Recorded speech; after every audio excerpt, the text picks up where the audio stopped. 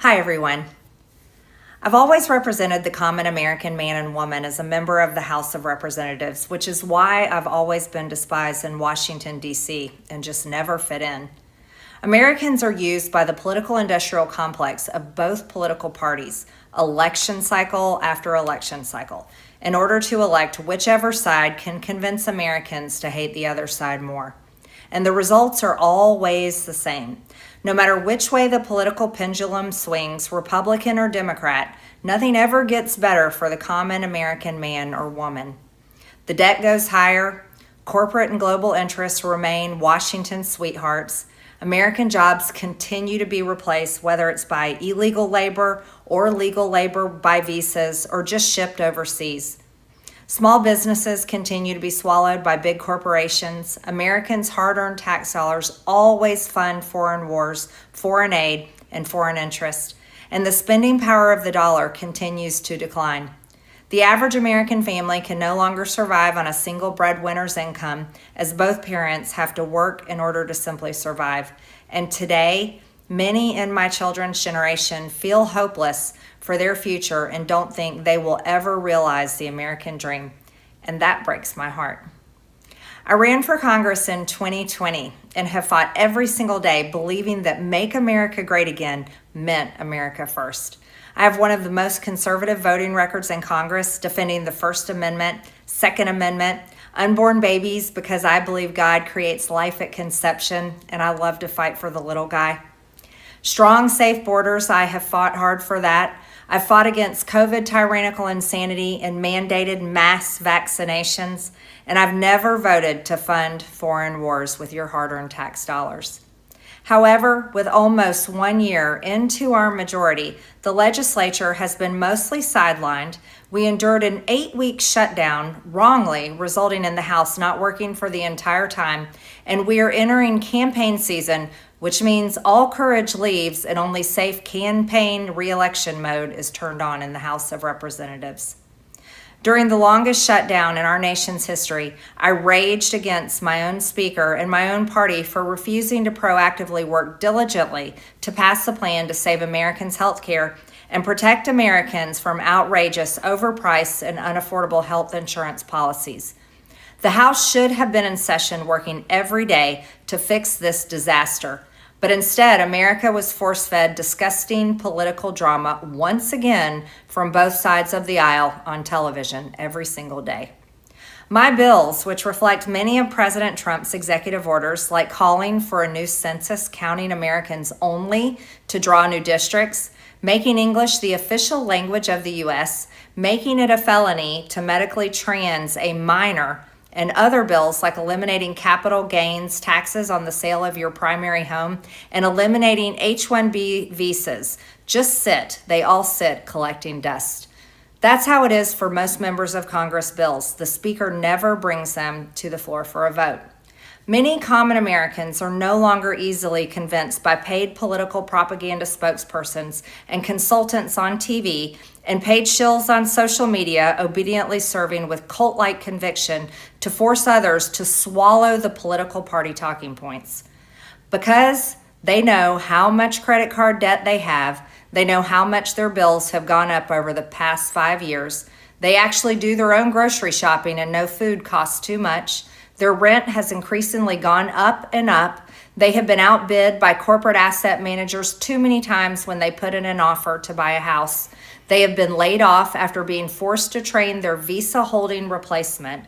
The college degree they were told to earn only left them in debt with no big six-figure salary. They see more homeless people than ever on their own community streets. They can't afford health insurance or practically any insurance, and they just aren't stupid. These are the people I represent and love because that is who all of my family and friends are, common Americans. I've been blessed to represent the 14th District of Georgia for 5 years. The district is filled with some of the most wonderful, kind-hearted, God-fearing, patriotic, hardworking people you will ever meet. Good, regular, common Americans. I've worked hard to bring taxpayer dollars back home to help district needs. I impeached Biden's Secretary of Homeland after watching my constituents die as he facilitated dangerous open border invasion into America. And I led the effort to defund hard-left politically biased NPR and PBS and the corrupt USAID, and I did that as chair of the DOJ subcommittee. I have fought harder than almost any other elected Republican to elect Donald Trump and Republicans to power. I traveled the country for years. I spent millions of my own money. I missed precious time with my family that I can never get back. And I showed up in places like outside the New York courthouse in Collect Pond Park against a raging leftist mob as Trump faced Democrat lawfare.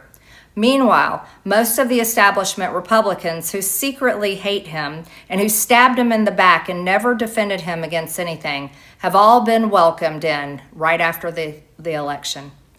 And I will never forget the day I had to leave my mother's side as my father had brain surgery to remove cancerous tumors in order to fly to Washington, D.C. to defend President Trump and vote no against the Democrats' second impeachment in 2021. My poor father and my poor mother, it was way too much for all of us. Through it all, I never changed or went back on my campaign promises and only disagreed in a few areas, like my stance against H-1Bs replacing American jobs, AI state moratoriums, debt for life 50-year mortgage scams, standing strongly against all involvement in foreign wars, and demanding the release of the Epstein files. Other than that, my voting record has been solidly with my party and the president. Loyalty should be a two-way street, and we should be able to vote our conscience and represent our district's interests because our job title is literally representative. America first should mean America first and only Americans first, with no other foreign country ever being attached to America first in our halls of government. Standing up for American women who were raped at 14 years old, trafficked and used by rich, powerful men should not result in me being called a traitor and threatened by the President of the United States, whom I fought for. However, while yes, hurtful, my heart remains filled with joy, my life is filled with happiness, and my true convictions remain unchanged because my self-worth is not defined by a man, but instead by God who created everything in existence. You see, I have never valued power, titles, or attention in spite of all the wrong assumptions about me. I do not cling to those things because they are meaningless and empty traps that hold too many people in Washington. I believe in term limits and do not think Congress should be a lifelong career or an assisted living facility. My only goal and desire has ever been to hold the Republican Party accountable for the promises it makes to the American people and put America first. And I have fought against Democrats' damaging policies like the Green New Deal, wide open, deadly, unsafe border policies, and the trans agenda on children and against women. With that has brought years of non-stop, never-ending personal attacks, death threats, lawfare, ridiculous slander and lies about me that most people could never withstand even for a single day. It has been unfair and wrong, not only to me, but especially to my family, but it's been wrong to my district as well. I have too much self-respect and dignity. I love my family way too much, and I do not want my sweet district to have to endure a hurtful and hateful primary against me by the president that we all fought for, only to fight and win my election while Republicans will likely lose the midterms, and in turn be expected to defend the president against impeachment after he hatefully dumped tens of millions of dollars against me and tried to destroy me. It's all so absurd and completely unserious. I refuse to be a battered wife, hoping it all goes away and gets better. If I am cast aside by the president and the MAGA political machine and replaced by neocons, big pharma, big tech, military-industrial war complex, foreign leaders, and the elite donor class that can never ever relate to real Americans, then many common Americans have been cast aside and replaced as well. There is no plan to save the world or a 4D chess game being played. When common American people realize and understand that the political industrial complex of both parties is ripping this country apart, that not one elected leader like me is able to stop Washington's machine from gradually destroying our country. And instead, the reality is that they, common Americans, the people, possess the real power over Washington, then I'll be here by their side to rebuild it. Until then, I'm going back to the people that I love, to live my life to the fullest as I always have, and I look forward to a new path ahead. I'll be resigning from office with my last day being January 5th, 2026, and I look forward to seeing many of you again sometime in the future. May God bless you all, and may God bless America. Well, hello there. Another delivery by yours truly, Alessandro from Total Disclosure, as I cover the resignation of Marjorie Taylor Greene as she's labeled a traitor by Zionist puppet Donald Trump and pushed aside with the likes of Rand Paul and Thomas Massie.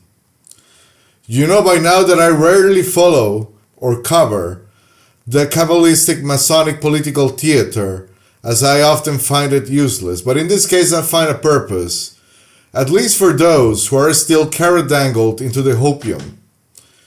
Let me start off by stating that Donald Trump, in my eyes, has clearly fumbled most of the America First priorities and policies that should be already taking place in his government.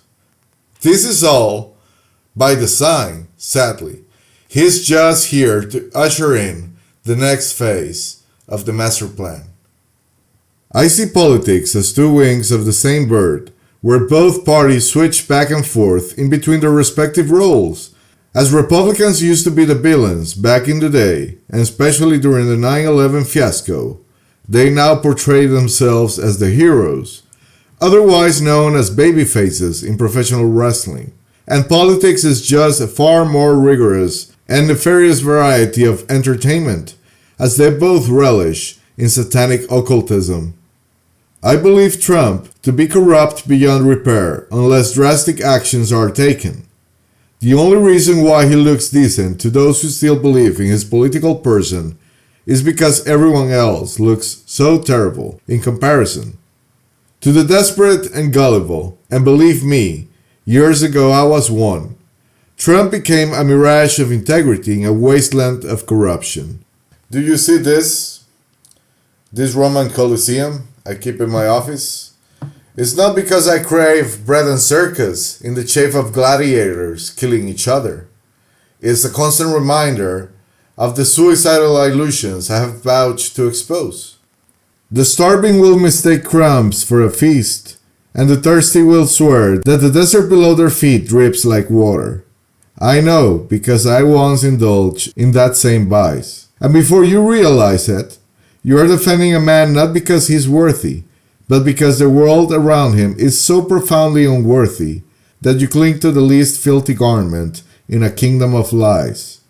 Broken promises as in lack of draining in the swamp. The genocidal vaccines and the green light for everything that Big Pharma wants to do. Failure of migration policies and escalation of international conflicts. Artificial intelligence, the mass surveillance grid, and the free access that Silicon Valley has all over the government. And what about the Epstein files and everything involving Israel, past, present, and future? Political distraction has become the rule of the age, not its rare disturbance. It drips into the public mind like a slow poison, shifting eyes away from the machinery behind the curtain and toward the spectacle on the stage. Outrage is rationed, scandals are served à la carte, and the crowd is kept busy chasing shadows while the real engineers work in silence. What was once an exception has morphed into the default operating system of power, and in this circus of smoke and mirrors, truth appears only in flashes, like lightning revealing the shape of a storm. We are no longer meant to appreciate.